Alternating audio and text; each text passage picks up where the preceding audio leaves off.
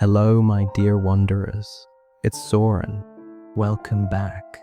Tonight we journey to the high plateaus of South America, where thin air and quiet winds move through the Andes like whispered prayer. In that stillness, a small green leaf grows, humble, unassuming, yet woven through centuries of belief and empire. Its story begins softly, in the hands of those who lived close to the mountains and the gods above them. So, before you drift into sleep, take a moment to like and subscribe, only if this brought you calm. Tell me where you're listening from, and what time it is for you. Now, dim the lights, take a deep breath, and let's drift into tonight's journey together. In the high, thin air of the Andes, where every breath felt like a small negotiation with the mountains, a simple green leaf grew in abundance. It was small, oval, and rather plain, not the sort of plant that announced its importance with flamboyant colors or exotic flowers. But this leaf coca was a quiet miracle of endurance. For thousands of years, the peoples of the Andes chewed it, prayed with it, and carried it through their days. It soothed hunger, softened altitude sickness, and in their view, connected them to the gods who lived in the bright, merciless sky. The earliest evidence of coca use hides deep in the archaeological record. Traces of its alkaloids appear in the hair of mummies found along the Peruvian coast, preserved so neatly that scientists could still tell what they'd eaten. The mummies were buried with tiny pouches, chuspas, woven to hold the precious leaves. Clearly, this was not a casual snack.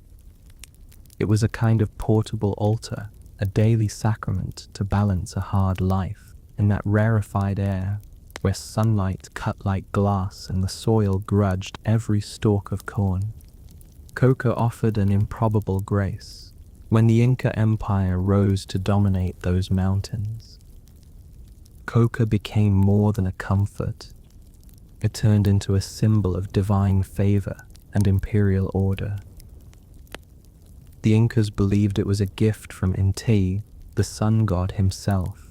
Naturally, a divine gift required careful management, and the state charge of it with a bureaucratic thoroughness that would make any modern ministry proud.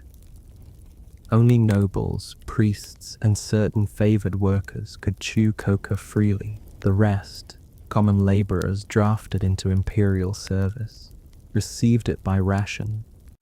The reasoning was practical, if not exactly generous. Chewing coca dulled hunger, eased exhaustion, and made men work longer without complaint. An ancient form of motivational management, less pep talk, more plant chemistry. The runners who carried messages along the Inca road network, chascas, sprinting from one relay station to the next, relied on coca as fuel. They didn't have horses or wheels or much in the way of rest, but they had the leaf. The empire's entire communication system pulsed with it. Every order from Cusco, every rumor about the Sapo Inca's glory, sped along the mountains on coca energy. In a sense, the empire itself ran on the same stimulant that centuries later would fire up bankers, artists, and stock traders. A world away, history's ironies do like to recycle. Then came the Spanish, bringing their own gods, their own greed, and their own disbelief that such a small leaf could mean anything holy. When conquistadors first saw the indigenous people chewing coca, they dismissed it as witchcraft. Priests called it diabolical. Administrators called it inefficient. The early colonial laws even tried to ban it, but the Spanish quickly noticed something inconvenient. Their forced laborers in the silver mines of Potosí worked better, longer, harder, quieter when allowed to chew coca. Moral objections soon gave way to economic arithmetic. Silver was what mattered, not souls, and coca made silver flow faster. By the mid-1500s, colonial priests who had once condemned the leaf were blessing fields of it, and church officials quietly held stakes in coca plantations. It was a tidy profit, disguised as reluctant tolerance. The sacred leaf had become a tool of empire, yet again. Only now, it served a new master with a different god. For the Andean farmers who grew coca, little changed outwardly. The terraces were the same, the chewing continued, but their autonomy was gone. The plant that had once sustained their communities became a commodity funneled into colonial vaults. It is one of history's darker jokes that the silver shipped to Spain glittered in European palaces, while the miners who pulled it from the mountain survived only through the leaf that their masters despised, but taxed. Centuries drifted by, empires shifted, wars came and went, but coca remained rooted in its landscape. It was local, small-scale, almost forgotten beyond the Andes. The leaf carried none of the sinister glamour it would later acquire. It was a plant, not a powder. Its power required ritual and patience, not chemistry. But chemistry, of course, was waiting for discovery, the way a key waits for someone clever enough to notice the lock. Europe in the 19th century was a laboratory masquerading as a continent. Chemists were isolating strange new compounds from plants, morphine from poppies, quinine from bark, caffeine from beans. Each discovery came with promises of progress, health, and sometimes immortality. Into this feverish atmosphere arrived traits of dried coca leaves, souvenirs from South America sent to curious scientists who didn't much enjoy chewing them but loved to experiment. In 1855, a German pharmacist named Friedrich Gedke isolated a crude extract he called erythroxyline. It was a start, but not a breakthrough. The yield was low, the process messy. 5 years later, another German, Albert Niemann, refined it. He produced small, glittering crystals that made his tongue go numb, a sensation he dutifully noted in his dissertation. He named the compound cocaine. Thus, in a university lab far from any mountain, the divine leaf was reborn as a pure chemical. At first, cocaine was simply another scientific curiosity. But science seldom stays in its lane. A French entrepreneur named Angelo Mariani saw commercial potential where others saw data. In 1863, he began steeping coca leaves in Bordeaux wine. The alcohol dissolved the cocaine, creating a tonic he called Vin Mariani. He marketed it as a remedy for exhaustion and melancholy, a cheerful cure in a bottle. Popes endorsed it. So did inventors, writers, even Queen Victoria. The testimonials were glowing, literally, if one reads between the lines.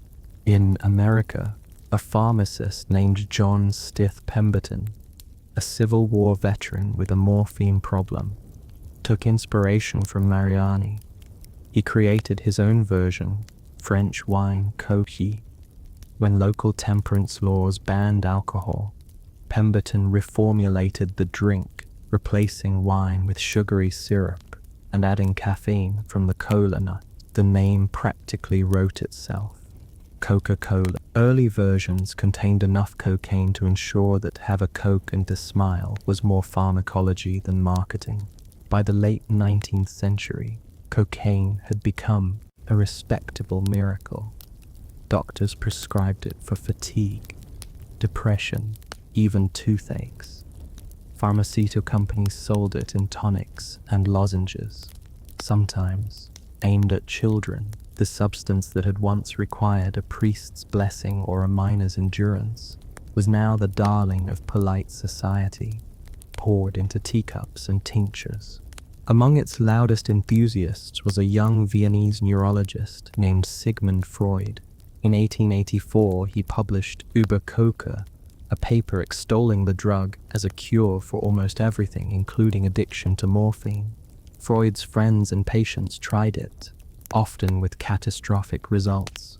One, Dr. Ernst von Fleischl-Marxer developed a powerful dependency and died slowly, convinced snakes were crawling beneath his skin.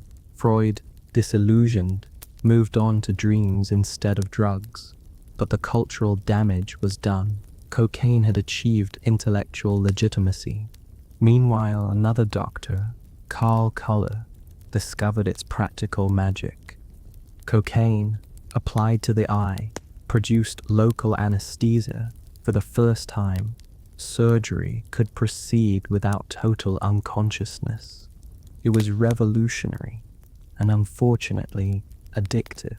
Cocaine became the darling of medicine, art, and industry all at once. It numbed pain, banished fatigue, and made people feel clever. For a society obsessed with progress, it was an irresistible combination. But the human body, unlike polite society, does not lie. Dependence emerged, tolerance grew, and withdrawal arrived like an unpaid bill. Doctors who had championed cocaine began to warn of its dangers. Newspapers shifted tone from wonder to alarm. The wonder drug was becoming a scandal. By the early 20th century, governments were drafting laws to control it, culminating in the 1914 Harrison Narcotics Tax Act in the United States.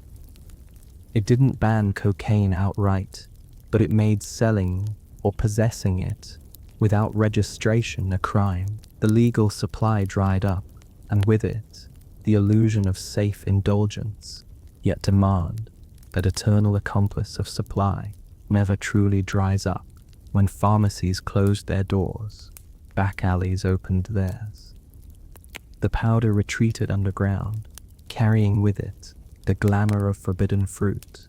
Cocaine had completed its transformation from sacred leaf to sacred science to sin. Each phase had promised transcendence. Each had delivered dependence. And the pattern, as history would prove, was far from over. As the 20th century unfolded, the story of cocaine would leave laboratories and pharmacies behind.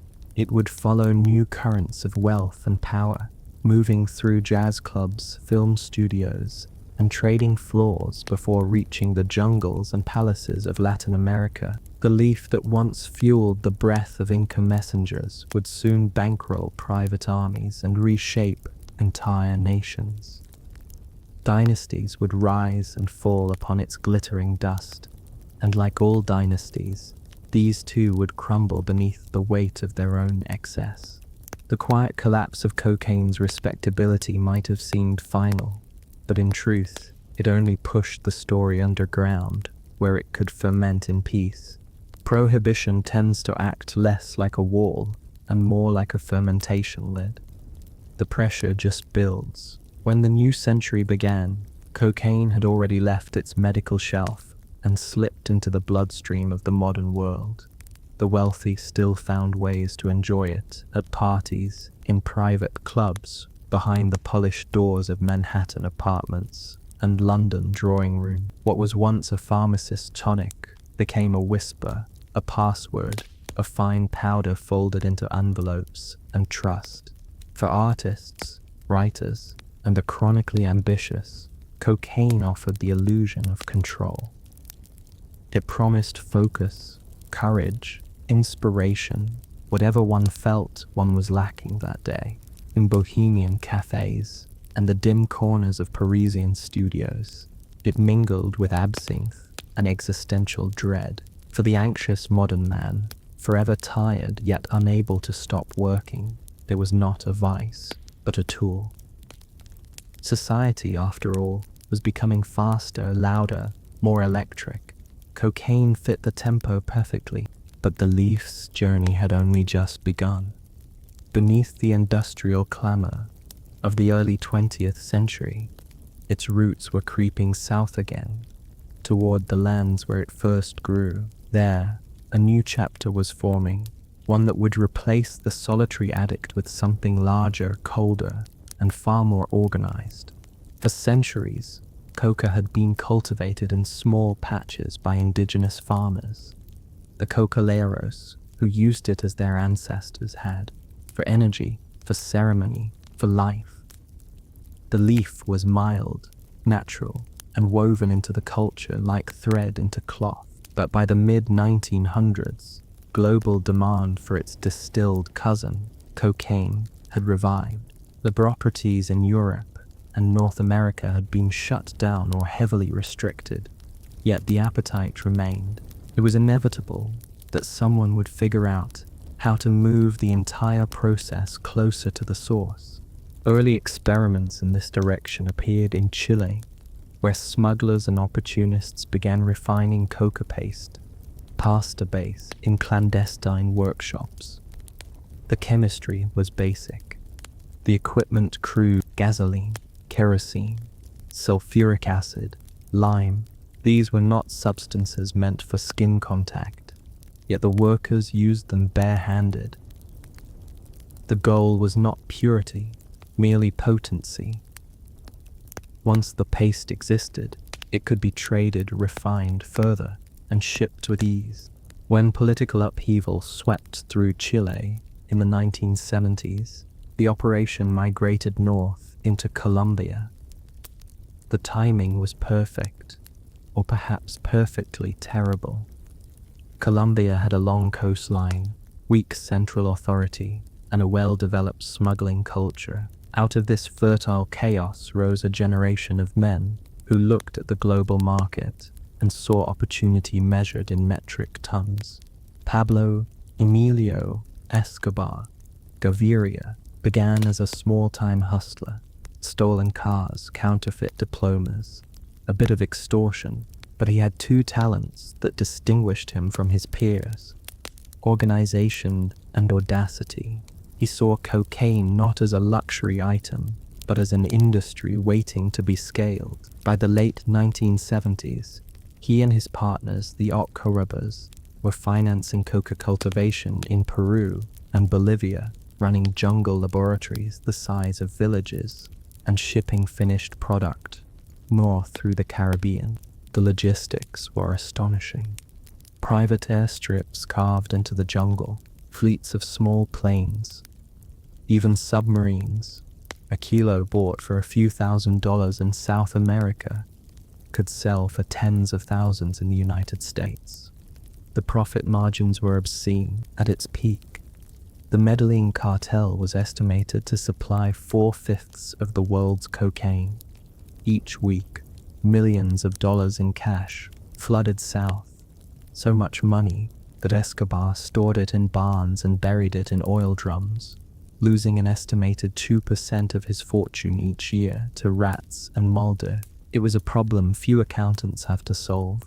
With wealth came power, and with power, paranoia.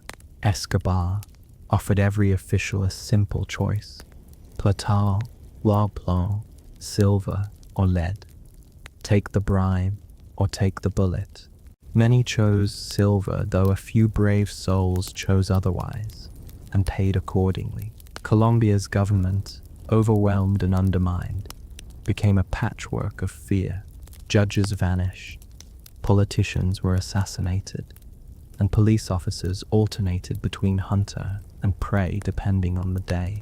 For a time, Escobar imagined himself a kind of benevolent patriarch. He built housing projects, sports fields, even zoos. The local poor adored him, calling him Don Pablo. He saw himself not as a criminal, but as a man correcting social injustice, redistributing wealth by means of chemistry and terror. History rarely honors that logic. His war with the state left thousands dead and ended with his own death in 1993 on a Medellin rooftop, pursued by authorities who no longer negotiated. While Escobar's empire was exploding, literally in car bombs and gunfire, a quieter cartel was taking shape in Cali, led by the Rodriguez Orihuela brothers, Gilberto and Miguel. It operated like a corporation rather than an insurgency. There were no public assassinations, only bribes, favors, and balance sheets. They laundered their fortune through banks, soccer teams, and real estate. Their empire thrived in silence, and for a while that was its genius. The global flow of cocaine now resembled a supply chain rather than a smuggling route. The Andes provided raw material, the jungles refined it, and the United States consumed it. In between were layers of brokers, pilots, money launderers, and middlemen. It was capitalism in its purest form, only stripped of regulation and consequence. The consumers in the North often saw themselves as detached from this machinery. A banker in New York, a producer in Los Angeles, a model in Paris. They were buying lifestyle, not death. Cocaine in the 1980s carried an image of glossy perfection. It was expensive, discreet, and associated with success. The decade's unofficial slogan, "Greed is good," could have been written in powder on a glass table. Hollywood glamorized it, sometimes by accident, sometimes on purpose. Films like Scarface turned the drug into a symbol of power and excess. Studio 54 in New York became its temple, a nightclub where fame, money, and chemicals dissolved into one glowing blur. At private parties, silver spoons were not for tea, but for lines. The drug was no longer hiding in the shadows. It was dancing under strobe light. But the chemistry of desire has a habit of changing form. Toward the middle of the decade, someone realized that cocaine could be cooked with baking soda and water, producing small smokable crystals that popped when heated.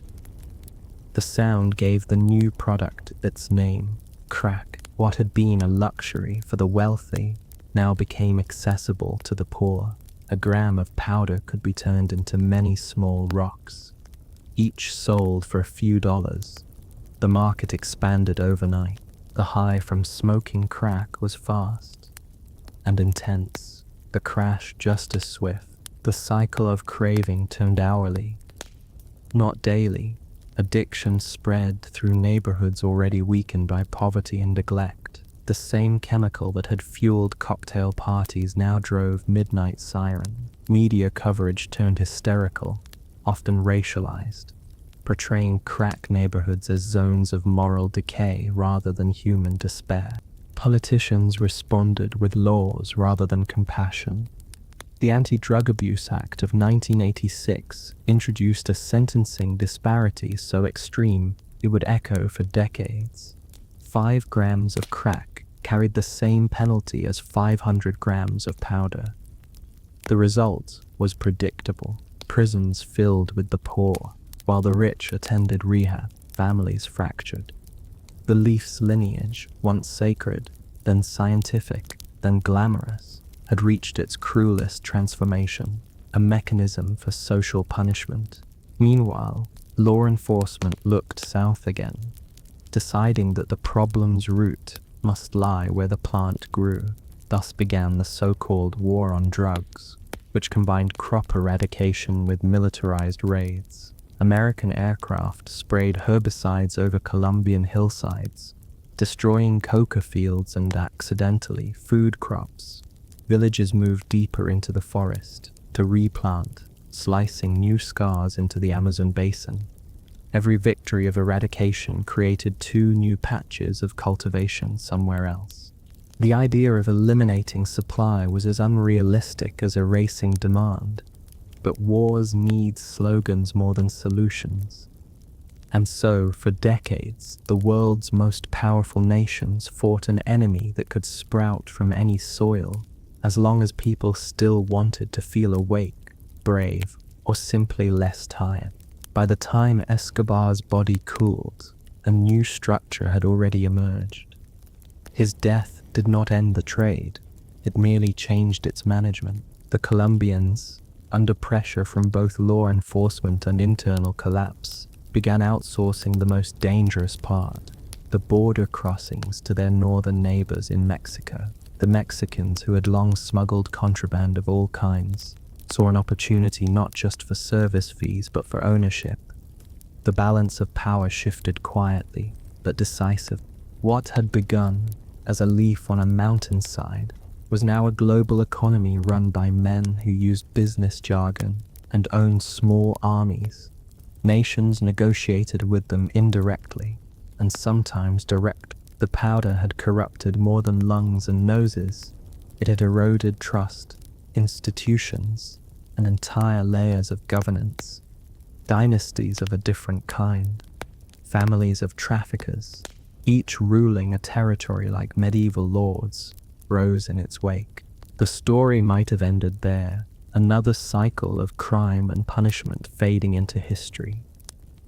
But cocaine, like all restless inventions, kept moving. The next transformation would take it beyond Colombia and into a new network of cartels, cities, and continents, a system so intricate that no single ruler, however ruthless, could control it for long.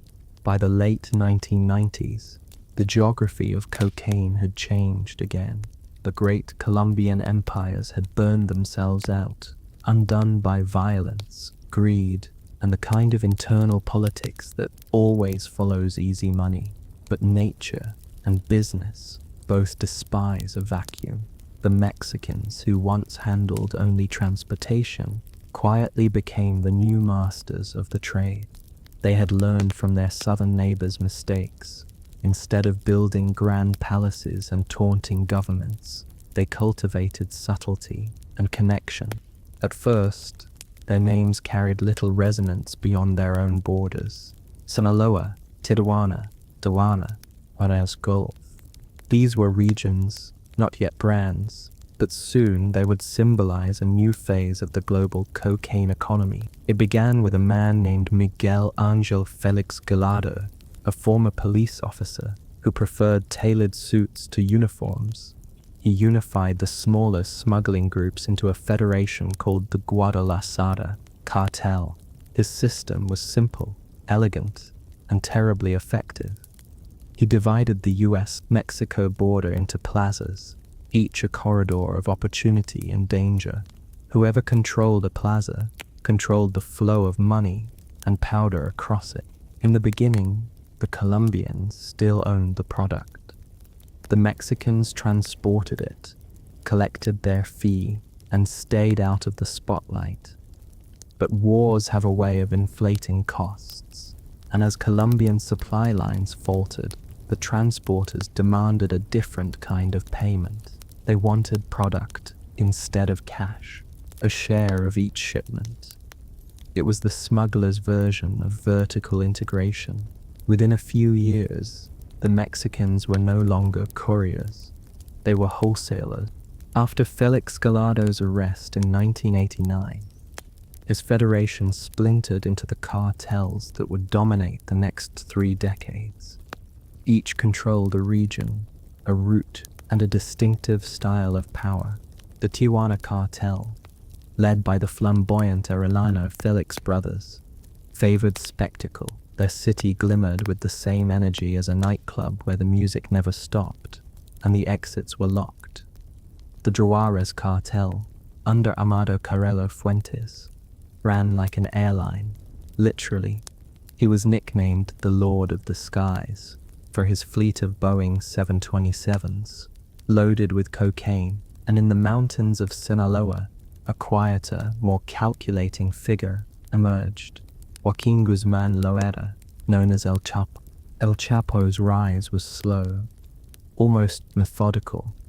He understood that violence drew headlines, and headlines drew heat.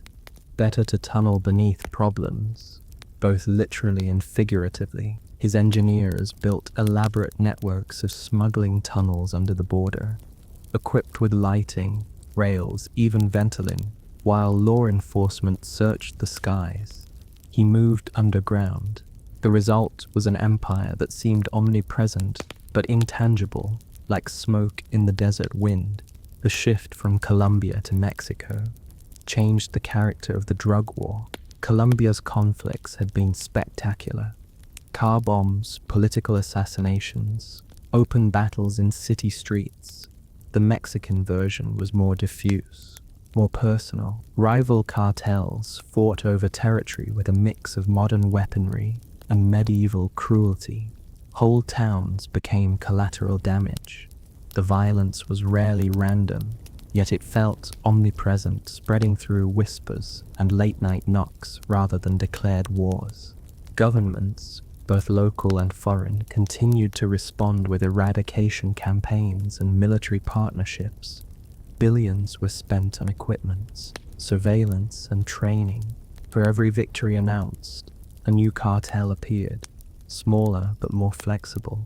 The economics of cocaine rewarded adaptability. Large empires were too visible. Cell-like networks could survive indefinitely. Arresting one leader simply created a vacancy for another. Yet, amid this seemingly endless conflict, the business side of the operation grew more sophisticated. The cartels diversified. Alongside cocaine, they trafficked marijuana, heroin, and eventually methamphetamine. They laundered money through legitimate companies, construction, agriculture, even music promotion. In regions where government services were weak, they filled the vacuum.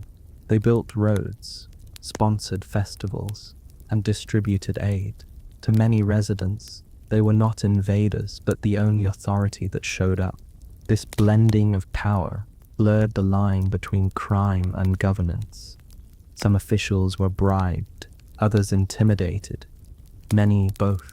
The result was a system of quiet collaboration, where everyone pretended not to notice who was truly in charge. Journalists who dug too deeply paid the price, and the rest learned to write carefully around the truth.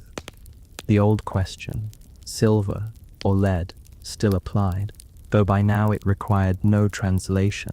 As the 2000s began, a new force appeared. Los Zetas, originally formed as the armed wing of the Gulf Cartel, they were composed of former elite soldiers who brought military discipline to organized crime. Their efficiency was terrifying. They used encrypted radios, GPS, and urban warfare tactics, turning drug trafficking into something closer to insurgency. When they eventually broke away to form their own cartel, the resulting battles made earlier conflicts seem almost quaint. Mexico's government, facing growing chaos, launched a massive military campaign in 2006. It was meant to reclaim the streets, but the effect was more like kicking a hornet's nest. Violence exploded. Every cartel fractured further. Alliances shifted weakly, and civilians found themselves trapped between forces indistinguishable in methods if not in uniforms. The more the state fought, the more decentralized the trade became. The tragedy was compounded by geography. The United States remained the largest consumer market for cocaine, while Mexico lay directly between supply and demand. Billions of dollars flowed south each year, accompanied by an equally steady stream of weapons heading north. Officially, both nations were allies in the war on drugs. Unofficially, they were participants in a mutual dependency. One sold arms and cash, the other supplied chemicals and chaos. Yet even as blood soaked the northern deserts, the cartels looked outward. Cocaine, ever cosmopolitan, began to travel beyond its traditional circuit. Europe had always been a secondary market, but with increasing wealth and relaxed attitudes toward recreational drugs, it offered enormous potential. The route across the Atlantic was longer, but safe. European customs inspections were fragmented among nations, and corruption found fertile ground in the vast logistics networks of global shipping. The Italians, of course, were already there. The 'Ndrangheta, a Calabrian mafia family, with an international reach, partnered with South American suppliers to move cocaine through ports like Gioiataro, Rotterdam, and Antwerp. The Colombians provided the product, the Italians the infrastructure, and the profits circulated through the same banks that managed legitimate trade. Cocaine had officially joined globalization. To hide its shipments, The trade borrowed every trick from legitimate commerce. Powder was sealed inside coffee, hidden in timber, or mixed with industrial chemicals and reconstituted on arrival. The containers moved by the thousands, and even the most vigilant customs officer could inspect only a fraction. By the time a particular crate raised suspicion, its identical twin had already cleared the dock. In West Africa, another chapter unfolded. Countries like Guinea-Bissau and Sierra Leone, already strained by poverty and political instability, became convenient waypoints. Cocaine shipments from South America landed there, were repackaged, and continued to Europe. The money that flowed in destabilized governments and funded militias. Entire states, it seemed, could be purchased with the profits from a few successful deliveries. Back in the Americas, the pattern of dynastic corruption deepened. Each generation of traffickers inherited both wealth and paranoia from the last.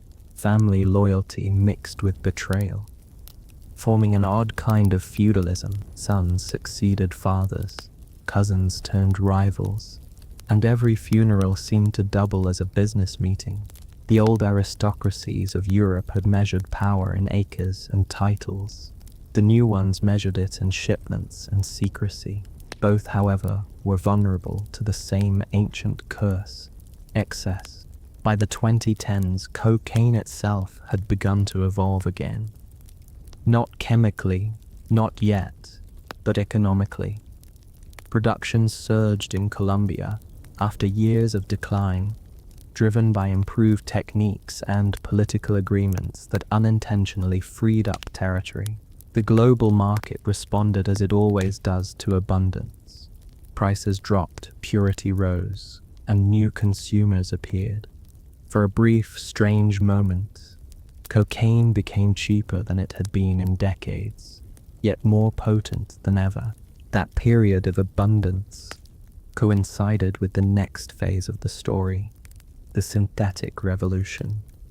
Laboratories that once produced methamphetamine and designer drugs discovered they could also manufacture something far deadlier, cheaper, and easier to move than cocaine itself. It was an opioid created in the 1960s, but newly profitable in the 21st century. Its name was fentanyl, and it would soon infiltrate every corner of the drug market, including cocaine's own glittering domain. For now, though, the powder still ruled. It coursed through the veins of finance, art, and politics. It lingered on mirrors in penthouses and in the air of recording studios. Governments tried to stem its tide, cartels tried to expand it, and the plant that started it all kept growing quietly in the mountains, unchanged, indifferent. The leaf remained what it had always been: green, bitter, and sacred to someone. What humanity had made of it was another story entirely. The 21st century opened with the sense that the war on drugs was both endless and oddly static, a kind of grim treadmill that ground forward without getting anywhere. Governments made speeches, traffickers made fortunes, and ordinary people continued to die. Some from bullets, others from chemistry. The powder moved steadily through all of it, indifferent to politics, simply following the paths of desire and profit. It had outlived the empires that discovered it, the laboratories that refined it, and the dynasties that tried to control it. By now, cocaine was less a product than a network, a self-sustaining global system. Across the Atlantic, Europe's appetite for the drug had grown quietly, but consistently. In cities like London, Paris, and Amsterdam, it had become a weekend accessory, as unremarkable as a taxi fare. The users were not kings or popes or movie stars, just office workers who wanted to stay awake a little longer. The substance that once symbolized rebellion now blended into routine. The difference was scale. Each small decision to buy, to use, was a microscopic vote in favor of a multinational black economy. Behind that economy stood the men of Calabria, the 'Ndrangheta. They had learned from the noisy mistakes of their Sicilian cousins, where the old mafia sought publicity and swaggered through politics. The Calabrians preferred shadows and accountants. Their families controlled shipping terminals, trucking companies, and customs offices. A container of bananas could conceal half a ton of cocaine, and no one would notice. It was business, and business was booming. For the South American producers, this European corridor was a godsend. It spread risk and expanded profit. But shipping across the ocean required new logistics, and that is where West Africa entered the picture. The coastline from Senegal to Nigeria became a relay point, a kind of floating marketplace for smugglers. Planes and fishing trawlers from Colombia or Venezuela met smaller boats offshore, transferring bales of cocaine under the cover of darkness. The cargo then moved through weakly governed ports, stored in warehouses, and eventually loaded onto legitimate vessels bound for Europe. In countries like Guinea-Bissau, the trade became so embedded that analysts began calling them narco-states. Generals, politicians, and businessmen all took their share. The local economies warped around this new income stream, and for many residents, it was the only one available. The pattern echoed that of colonial silver centuries earlier, foreign demand distorting distant lives. History, as usual, preferred repetition to imagination. In Europe, the ports of Rotterdam and Antwerp grew into the busiest entry points for cocaine in the world.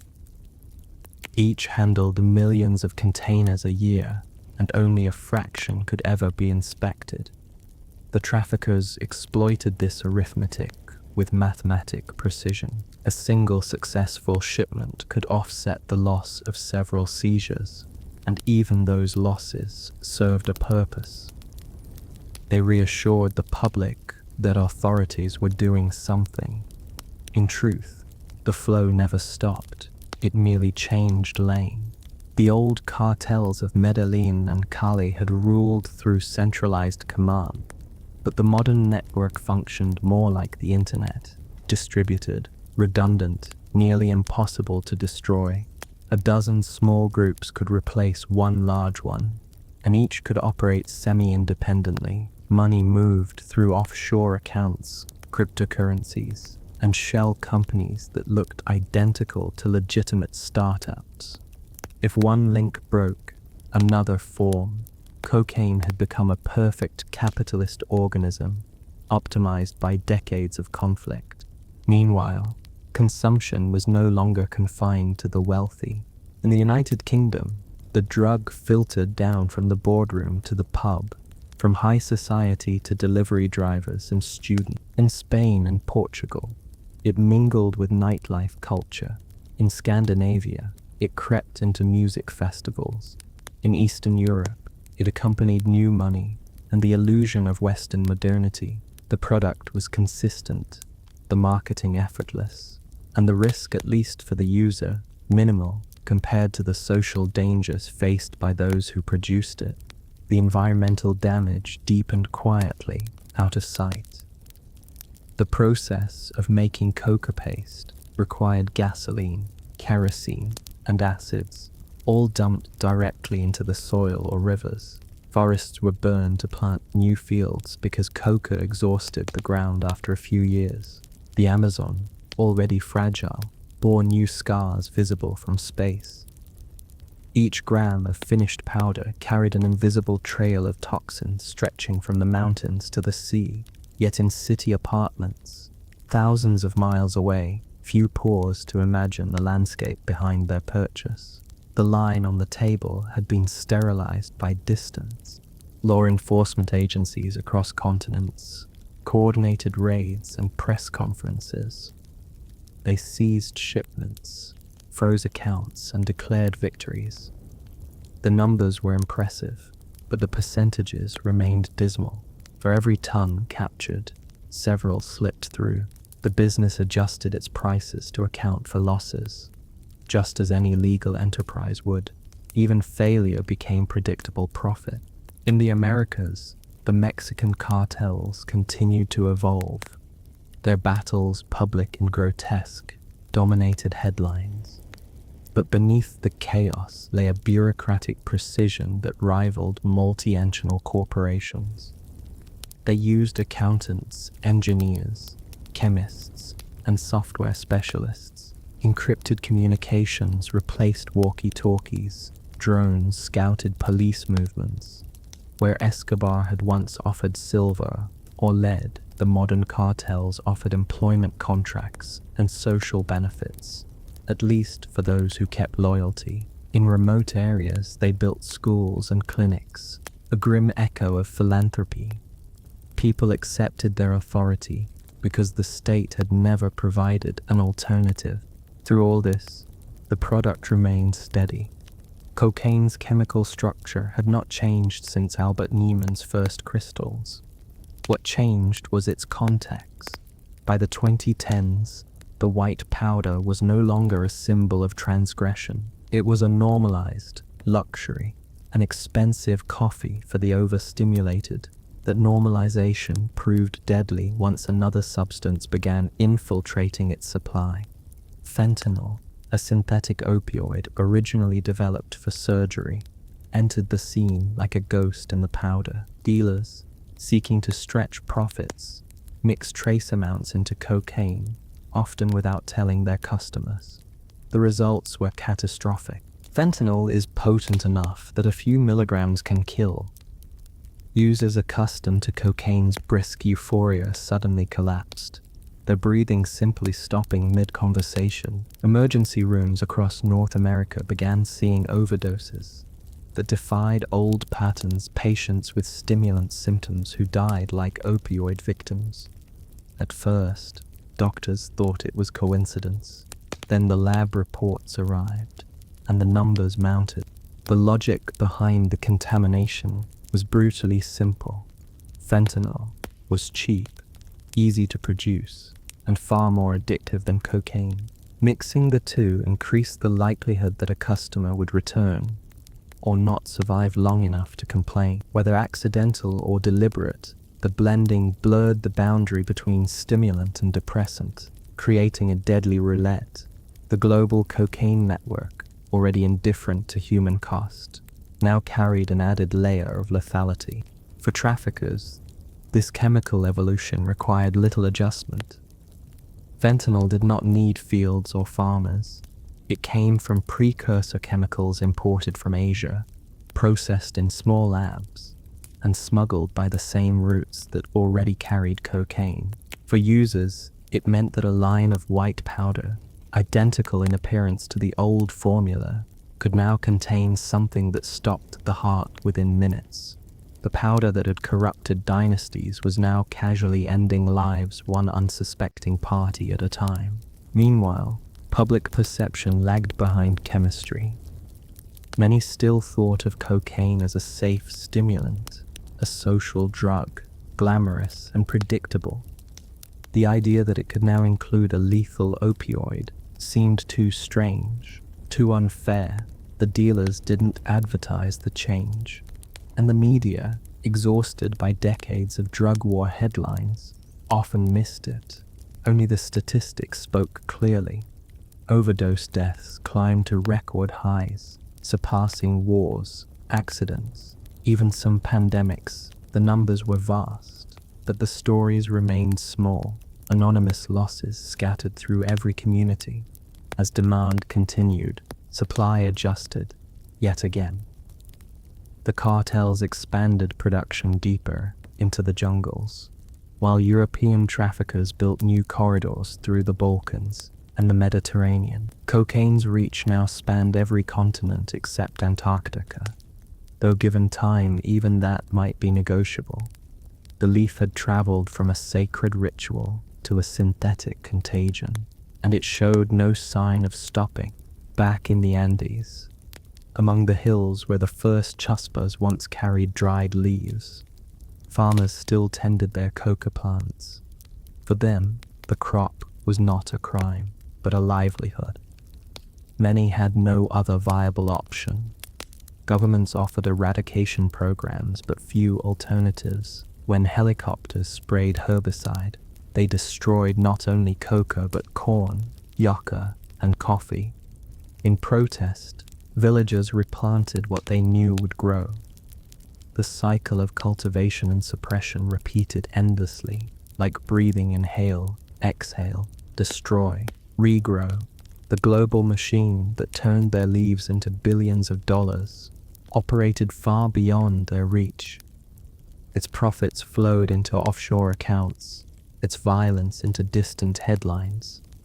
In their world, the leaf was still a friend, a small mercy against hunger and fatigue. The tragedy lay in the distance between that humble truth and what the rest of humanity had made from it.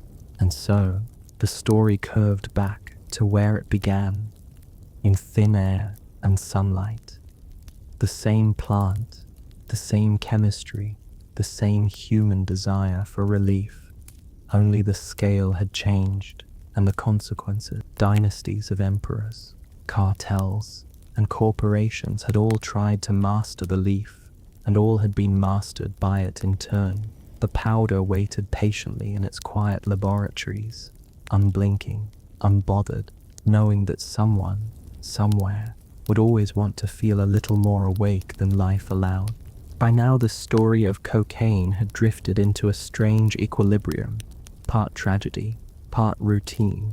The wars raged on in the background, but for most of the world, the drug had become ordinary, its violence and cost buried somewhere beyond the reach of daily life. It existed in two overlapping worlds, one of quiet farmers and anxious chemists, another of users who barely thought about where their weekend powder came from. The connection between these worlds was invisible, yet intimate. Every flake of white dust traced a path through forests, laboratories, airfields, and bank accounts, all stitched together by human appetite. The empire of demand was not ruled by any one government, cartel, or dynasty. It ruled itself through simple mathematics. As long as someone was willing to pay, someone else was willing to risk. Economists might call it market equilibrium. Historians might call it fate. Either way, it ensured that the powder flowed without interruption. Even the global pandemic that shuttered airports and emptied cities barely slowed it. Traffickers adapted overnight, sending smaller shipments by mail, concealing them in medical supplies, and with grim irony, using the machinery of global health to deliver the chemistry of slow destruction. At street level, the image of cocaine still carried a faint halo of sophistication. It remained the drug of nightclubs and recording studios, of hurried conversations and bright confidence. That image, stubborn and resilient, survived generations of scandals and overdoses. It was part of the drug's genius, how effectively it masked misery behind a sheen of success. Unlike opiates, which whispered of surrender, cocaine promised triumph.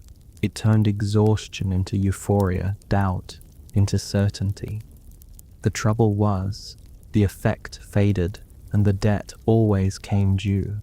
When the crash arrived, it brought not only fatigue, but paranoia and despair. Users described racing thoughts, phantom sensations, a conviction that insects crawled beneath the skin. In the late Victorian era, they had called it cocaine bugs. Modern neuroscience offers more clinical terms, but the experience remains the same, an anxious body at war with itself. The drug that once felt like a blessing became a small personal dictatorship, demanding obedience while offering nothing in return. Still, people returned to it. They always had. From Inca priests seeking divine communion to stock traders chasing another hour of wakefulness, the underlying motive rarely changed. Cocaine spoke to the same ancient impulse, the wish to rise above ordinary limits, to feel sharper, faster, more alive. Its great cruelty was that it delivered exactly that feeling, just briefly enough to make the next dose irresistible. Governments, facing their own fatigue, oscillated between punishment and reform. In some places, possession of small amounts was quietly decriminalized. In others, laws grew harsher. Neither approach changed the fundamentals. When an economy depends on craving, policy becomes theater. The United Nations estimated that hundreds of tons of cocaine crossed borders each year, a number that barely budged despite billions spent on interdiction. Even record seizures were often celebrated without mentioning that global supply had also hit record highs. It was like bailing water while drilling new holes in the hull. In the United States, debates over sentencing disparities slowly shifted. Activists who had spent decades pointing out the injustices of the crack era finally saw modest reforms. The 100-to-1 ratio between crack and powder was reduced, then revisited again, but laws could not erase the damage already done. Whole neighborhoods had been hollowed out by incarceration, leaving behind gaps that no policy could easily fill. The same powder that once glittered on mirrored tables had also powered a system of mass imprisonment. It was a peculiar symmetry, pleasure at one end, punishment at the other. Meanwhile, in the Andes, the coca leaf continued its quiet existence. For indigenous communities in Bolivia and Peru, it remained what it had always been, a cultural staple and a spiritual tool. Governments alternated between trying to eradicate and trying to regulate it. Bolivia even inscribed coca as part of its national heritage, a small act of defiance against the global stigma. The irony was unavoidable. A plant revered for millennia in its homeland was treated abroad as contraband. The leaf itself was innocent. Only its chemistry had been weaponized. Environmental scientists began to track the toll more precisely.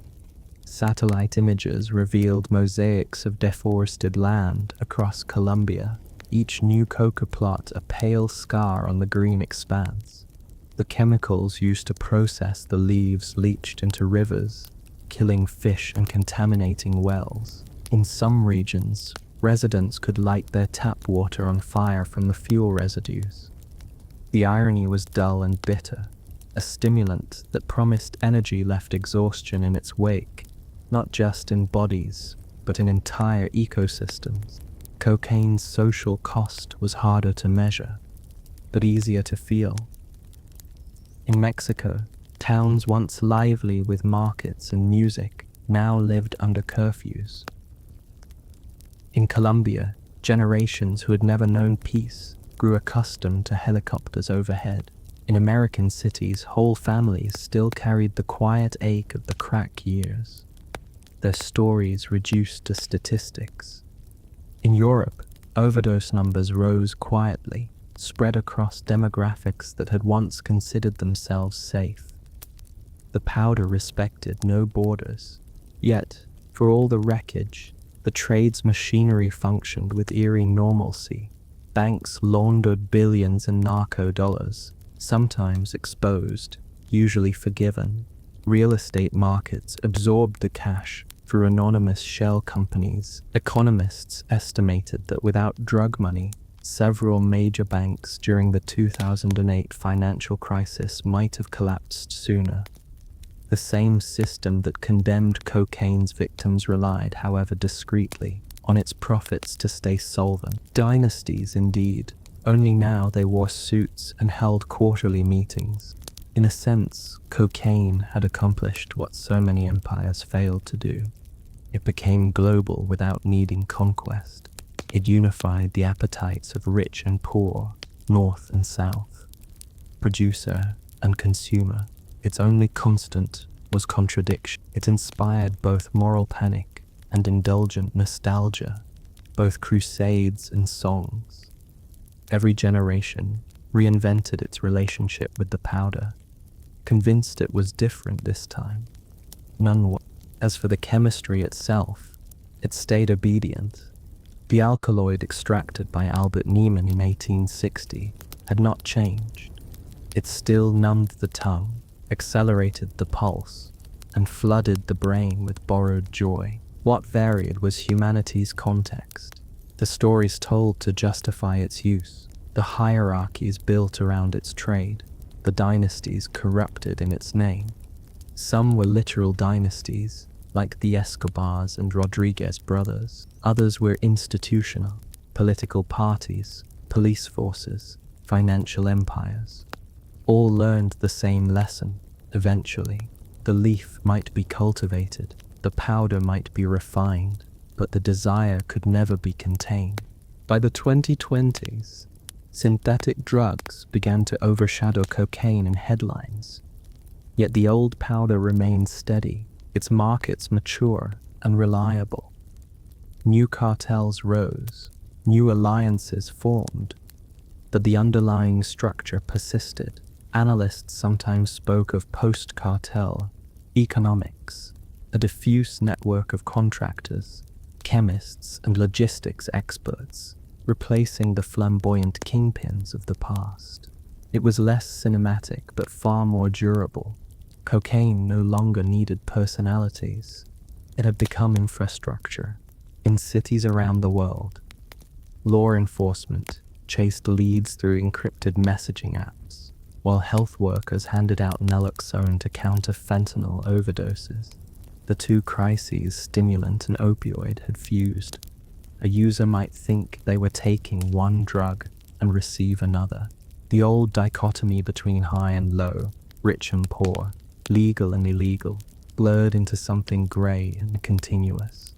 The powder had become part of the weather, drifting quietly through societies already saturated with anxiety and fatigue.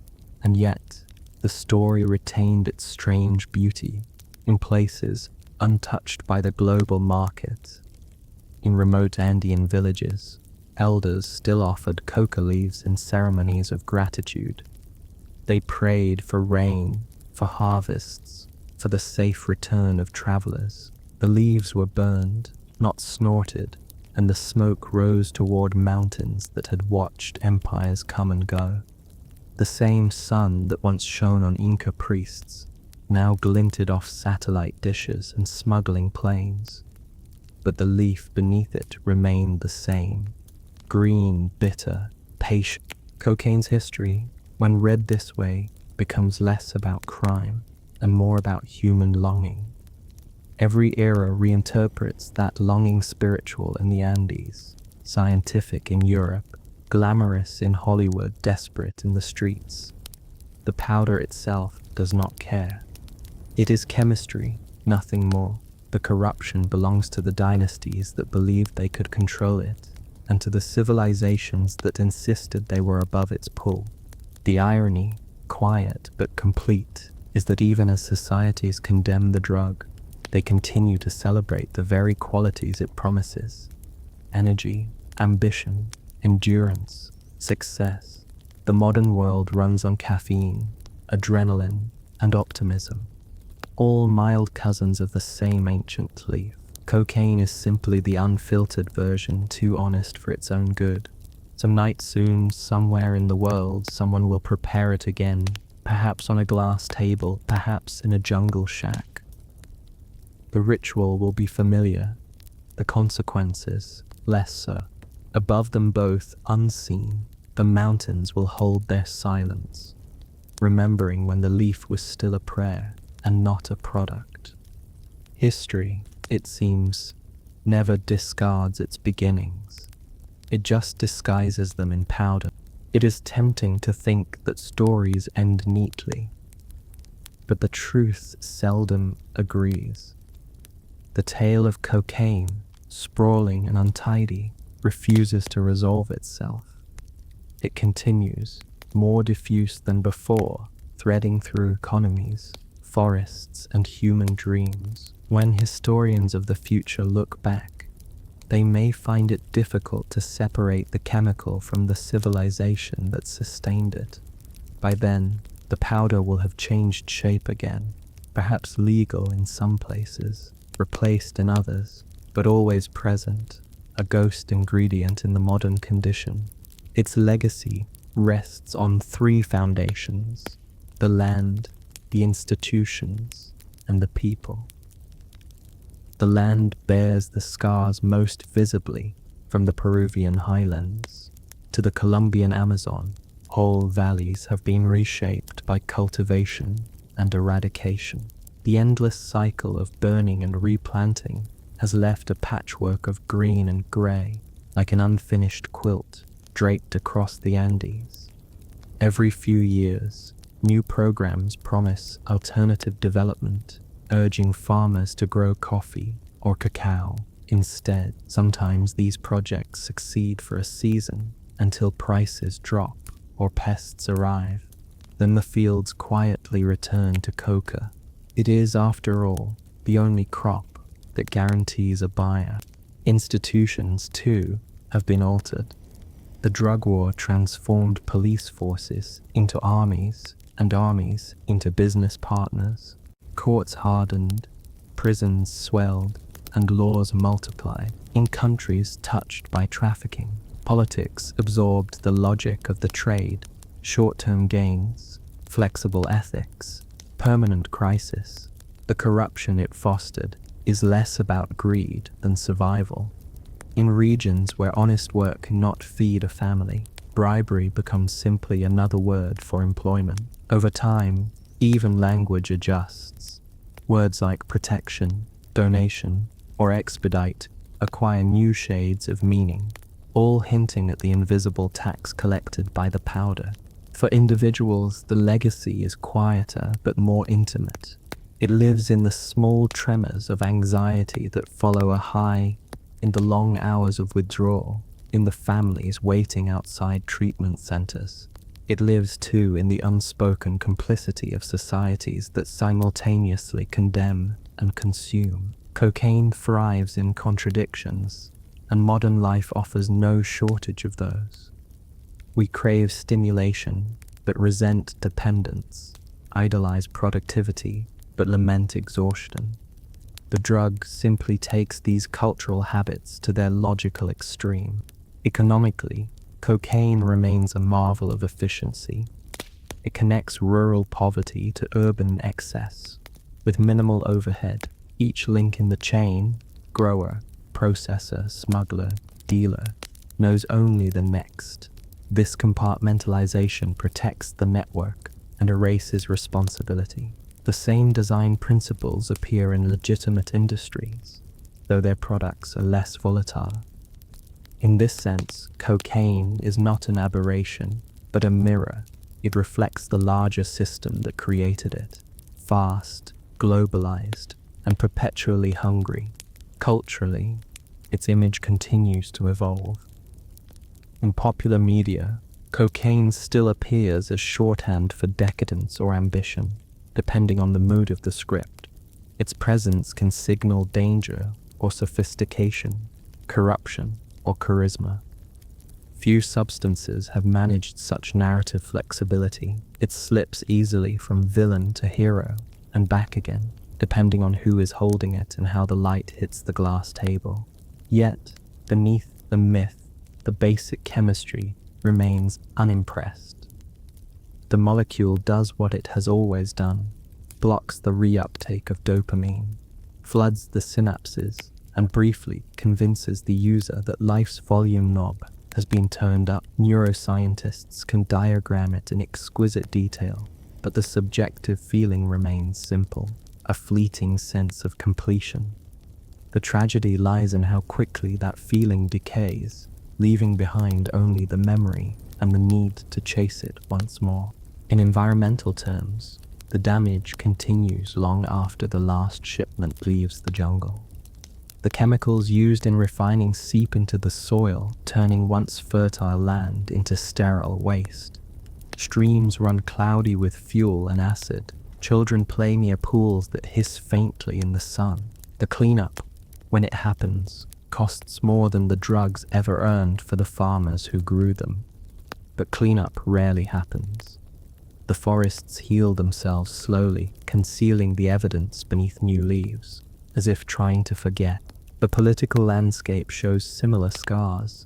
In Colombia, the peace process with rebel groups who once financed themselves through cocaine has dragged on unevenly. Some factions demobilized, others rebranded as dissidents and returned to the trade. In Mexico, every change in leadership brings myriads of reform, followed by familiar headlines. In the United States and Europe, policymakers debate harm reduction, legalization, or stricter enforcement, each camp armed with data but few answers. The powder moves faster than legislation, slipping between jurisdictions like water through fingers. For those who traffic it, the rewards remain irresistible. A single successful shipment can transform a life, at least temporarily. For those who consume it, the attraction is equally simple: the illusion of control, of brilliance, of belonging. Both sides know the risks and proceed anyway. That symmetry, risk traded for sensation, is the quiet engine that keeps the system alive.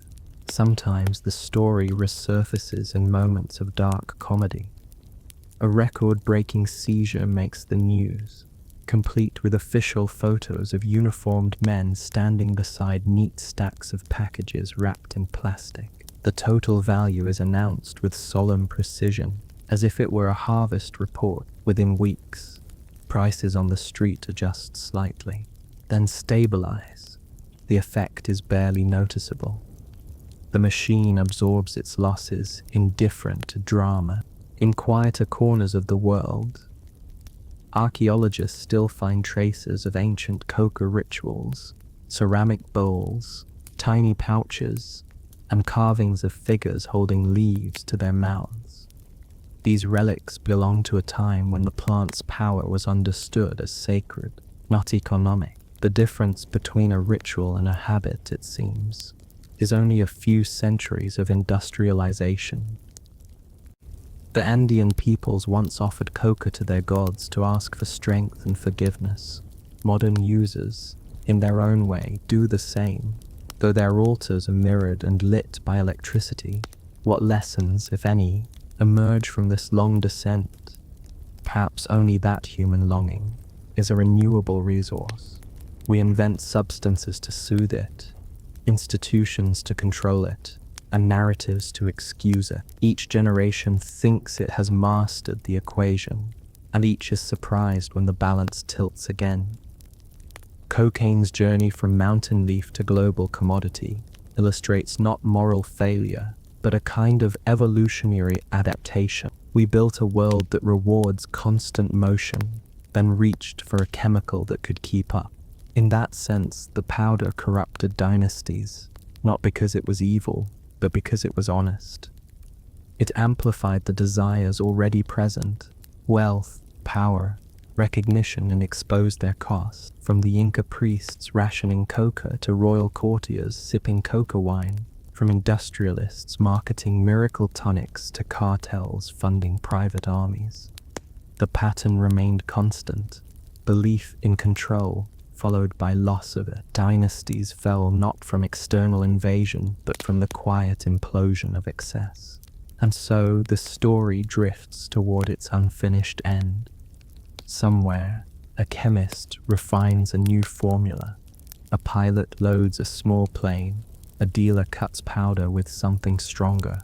A policymaker drafts another bill. The user promises this will be the last time. The leaf continues to grow in its mountain cradle, absorbing sunlight, turning it into potential. The world below remains ready to unlock it. The cycle turns, unhurried, indifferent, perfectly balanced between tragedy and routine. In the thin air of the Andes, where breath still comes dear, a farmer bends to pluck a handful of leaves. He doesn't think of Freud or Escobar or Wall Street. He thinks of rain, soil, and the next harvest far away. In cities glowing through sleepless nights, another hand reaches for the same plant's distillation. The two will never meet, yet they are bound together by chemistry, by history, and by the quiet human wish to feel, for a moment, invincible. The leaf that began as a sacrament ends as a mirror, reflecting every dynasty that ever believed itself beyond corruption.